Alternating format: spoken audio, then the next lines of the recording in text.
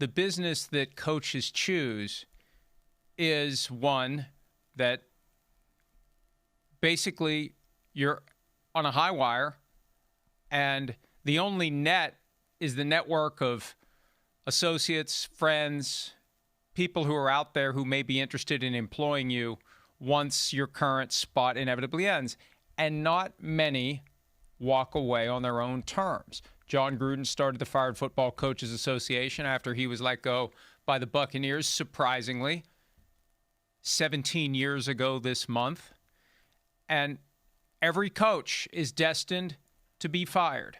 Only the rarest of the rare spend as long as they want in one place and truly walk away on their own terms. Not the way that they present it to the world so it looks like the person is walking away on their own terms, but truly come to their conclusion on their own with no nudge, with no awkwardness. They say one day, I'm walking away while I still have plenty more good coaching in me. That does not happen very often, really, if ever, Michael.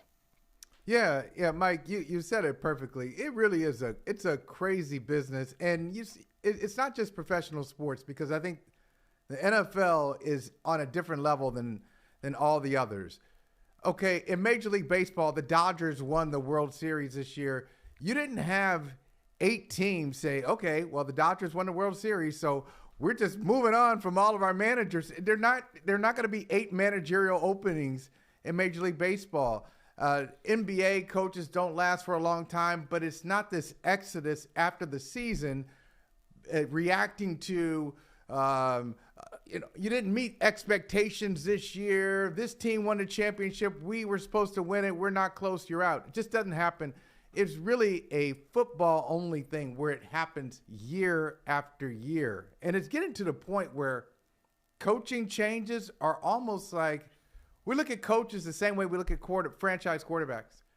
Every year, there's a group of quarterbacks coming in. Are you the guy? Are you going to be the next franchise guy? You try them on for a year or two, you move on, and you look for another franchise quarterback, and the same thing happens with coaches. I think we're both old enough to remember when Mike McDaniel was the hot coaching candidate. He was the whiz kid. Oh, the Dolphins, they got it right. They've never been known as a franchise that really has a forward-thinking offense, a visionary offensive leader, and they got it in Mike McDaniel, and everybody was excited until they weren't. So that's just the way. He's right. His comments off the top were spot on. Exactly. He didn't know he was talking about himself. And the rest of the story, as it relates to McDaniel, something we didn't find out about, although it was something Chris Sims and I spoke about throughout the entirety of the 2022 offseason, and it finally landed with a thud in August of that year.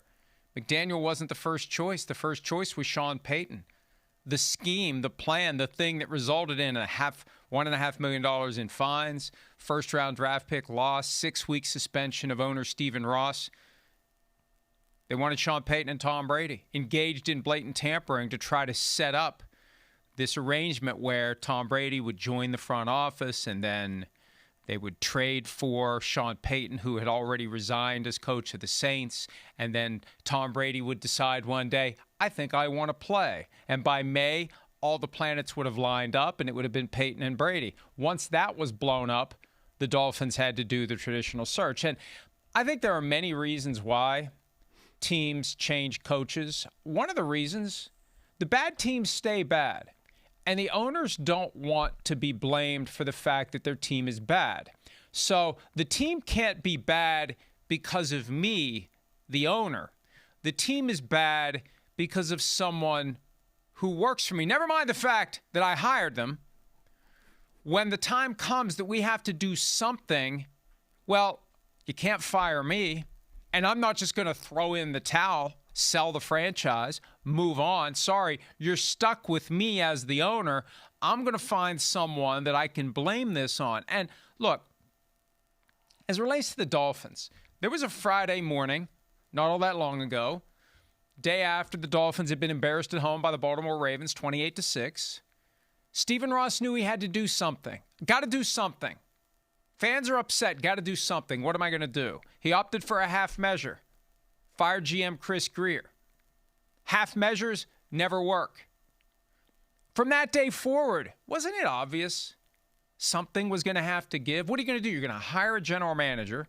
And we know that every general manager who gets that job, carrying around in his pocket the secret list of the coaches he'd hire, because they scout players and they scout coaches. They scout everyone. They're always looking for talent. And I know who I want to work with.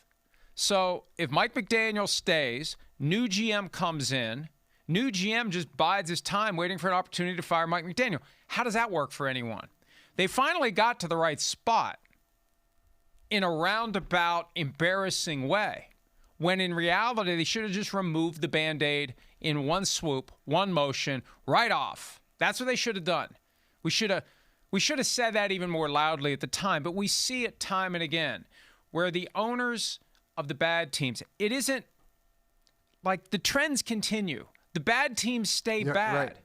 The Dolphins have underachieved throughout the entirety of Stephen Ross's ownership of the team because of him. Because of him. And there's not a damn thing that a single Dolphins fan can do about it, because you are stuck with Stephen Ross until he sells the team or moves on to the great skybox in the sky. So that's just how it is for any team out there. If you are a fan and your fan base is cursed with bad ownership, there isn't a damn thing you can do other than deprive yourself of the thing you love. That's the only power that the fans have, to say, I'm not coming to your games. I'm not watching your games. I'm going to not do the thing that I enjoy doing, because even when you lose, I love watching it. I love the drama. I love the hope. I love the thing that the NFL manufactures every year. And they love it when half of the playoff team gets bounced one year for teams that didn't make it last year. And hell, there'll be a coaching hire this year. We'll be talking about him next year as coach of the year. Can't believe this guy came in and got it done. That just makes the owners of the bad teams, who are bad because of those owners, even more antsy, Michael, to make a change, because they think it's like, you're in a dark room and you're trying to find the light switch. If I keep flipping it long enough, sooner or later, law of averages, I'm going to get lucky and I'm going to flip the right switch. Yeah, you as a fan, you're right. You don't want to give up the game. You don't want to quit on your team. You don't want to boycott until something changes, because it's just going to be a boycott that is not going to result in anything. These guys are not going to sell the team. That's not going to happen. And you can say, I'm not going to watch them. You will. And you should. You should watch them. And why should you have to suffer because you've got a bad owner? So this is what you hope for. Can't hope for them to sell the team. They're not going to sell it. It's too lucrative. It's good business. You don't even have to be a good business. You don't have to have a good business mind to make money in the NFL. Turn the lights on, open the doors, and you should make money. And if you don't, shame on you. You should figure that thing out. But this is what you hope for as a fan. Peer pressure. Hope the peer pressure gets to them, Mike.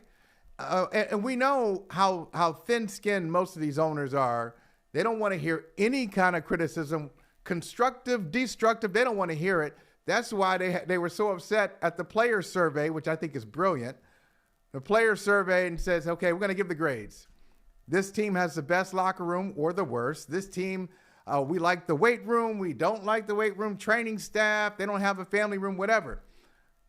The owners don't like it because they don't like the light shine in their eyes like that. They don't like that type of accountability. But you would hope that there's some competitiveness with your owner versus somebody else who's successful. You'd hope that somebody looks at it and says, you know what? I want to be like the Ravens, not this year, but overall, they're always in the fight. They're always in the conversation. I want to be like the Niners or the Eagles. I'm tired of being out of it. And what do I need to do to get there? It's not the fans won't get them there, but if they are somewhat aware of what their peers are doing, maybe that's what will get a team like the Dolphins and an owner like Stephen Ross to wake up and see that he's doing a lot of things wrong. The problem is, and this is the time of year that I dust off something that I've said so often, I often forget that I've said it, if that makes any sense, and there's a chance non-zero that it doesn't. To drive a car, you have to pass 2 different tests. The written, and then you got to go out and show you know how to drive the car. And take it from me, I failed in my first effort back in 1981. I failed. I got nervous. I went to a different state police barracks than the one where I'd practiced the driven part. And the lights were a little too bright, and I failed. But I took it again, and I passed. And I got a license to drive a car. And I've had it uninterrupted for 46 years. To own an NFL team, you don't have to pass any tests. You don't have to show that you know a damn thing about football. You don't have to pass any real background screening. I would submit to you that if there is any type of a deep dive done into a person's character, the bar is low, collectively, individually. I don't want to make them all mad. I'll just make an unnamed group of them mad. Some folks have gotten in who shouldn't be in. But you know what? All that matters, 2 things. Either or. Show up with the biggest bag of cash, or be the person who's named in the will. That's it. Those are the only qualifications to be an NFL owner. Anybody can be an NFL owner. Any of us could win the Powerball when it hits, I don't know how many billion it would take now, especially after taxes. 30 billion. Let's hope, Mike. Right?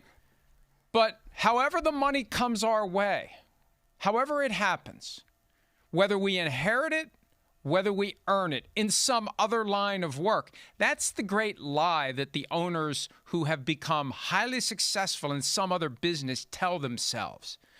Everything I touch turns to gold. Everything I've ever done has gone well.